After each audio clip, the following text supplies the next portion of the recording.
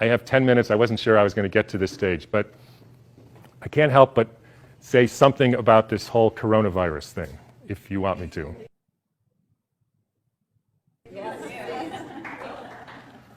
So, again, when you know Steiner, you have the answers to the test, but you have to then figure out the details. In 1918, after the biggest pandemic, the Spanish flu pandemic of 1918, Steiner was asked, what was this all about? And he said, well, viruses are simply excretions of a toxic cell. Viruses are pieces of DNA or RNA with a few other proteins. They bud out from the cell. They happen when the cell is poisoned. They are not the cause of anything. And the first way I would encourage you to think about this is if you are a famous dolphin doctor, right? And you have been studying dolphins in the Arctic Circle for hundreds of years, or at least a long time, and the dolphins were fine. And then they call you up, Fred, all the dolphins or a lot of the dolphins are dying in the Arctic Circle. Can you come and investigate? Right? And you have one question to ask. So show of hands. How many of you would say, I want to investigate a dolphin to see the genetic makeup of that dolphin? Nobody, because that's stupid. How many of you would say, I want to see if this dolphin and that dolphin has a virus because it might be contagious and that's why all these dolphins are getting sick? That fellow. How many of you would say, excuse my French here, somebody put some shit in the water here? Like Exxon Valdez? Anybody? Everybody. Because that's what happened. And the cells get poisoned. They try to purify themselves by excreting debris, which we call viruses. If you go to the current theory of viruses called exosomes, and the latest head of the NIH giving a talk on the complexity of viruses, you will see this is perfectly in line with the current thinking on what a virus really is. I had a dramatic example of this when I was growing up. Right outside our house, there was a wetlands.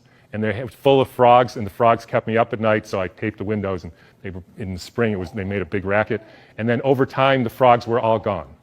How many thinks the frogs had a genetic disease? How many think the frogs had a virus? How many think somebody put DDT into the water? That's what happened. Diseases are poisoning. It's one of the reasons why vaccines, so let me skip that for a minute. So what happened in 1918? There was a huge, in every pandemic in the last 150 years, there was a quantum leap in the electrification of the Earth.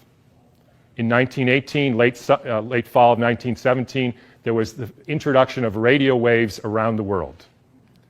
Whenever you expose any biological system to a new electromagnetic field, you poison it, you kill some, and the rest go into a kind of suspended animation so that, interestingly, they live a little bit longer and sicker. And then starts in World War II with the next pandemic with the introduction of radar equipment all over the Earth, blanketing the entire Earth in radar fields. First time humans have ever been exposed to that. In 1968, there was the Hong Kong flu, and it was the first time the Earth has a protective layer in the Van Allen belt, which essentially integrates the cosmic fields from the sun and the Earth, from the moon and Jupiter, etc., integrates that and essentially distributes that to the living beings of the Earth. And we put satellites emitting radioactive frequencies in the Van Allen belt. Within 6 months, we had a new viral pandemic. Why viral? Because the people are poisoned, they excrete toxins, they look like viruses. People think it's a flu epidemic. In the 1918 epidemic, the Boston Health Department decided to investigate the contagiousness of this.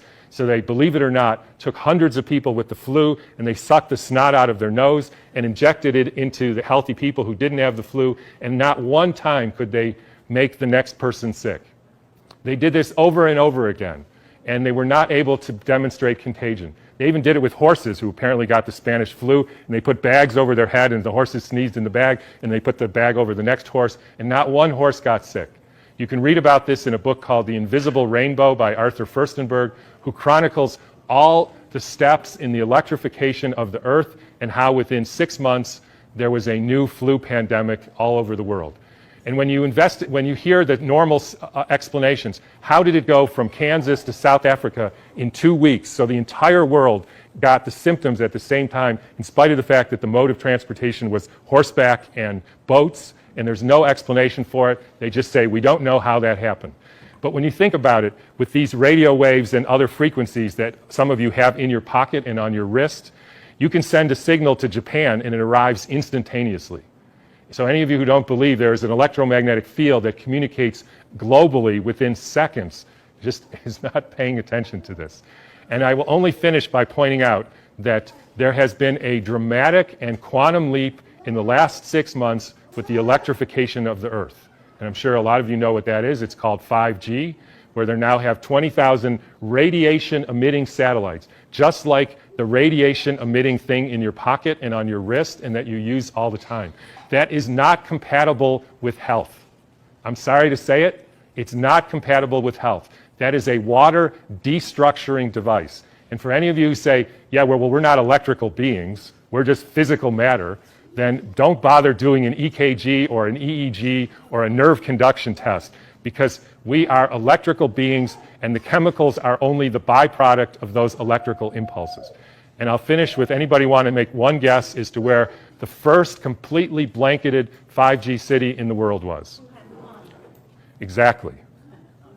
So when you start thinking about this, we are in an existential crisis here, folks, the likes of which humankind has never seen. And I don't want to go all Old Testament prophet on you, but this is something that is unprecedented. The putting of 100,000 satellites in the very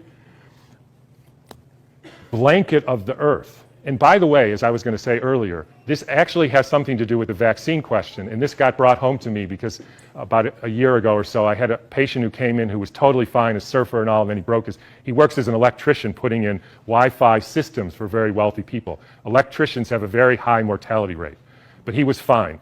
And then he breaks his arm and he gets a metal plate put in his arm. 3 months later, he couldn't get out of bed and was total, heart irregularities, just total collapse. The susceptibility has to do with how much metal you have in your body, as well as the quality of the water in your cells. So if you start injecting aluminum in people, they become receptors for absorbing increased electromagnetic fields, and that is a perfect storm for the kind of deterioration of the species, which is what we're now experiencing.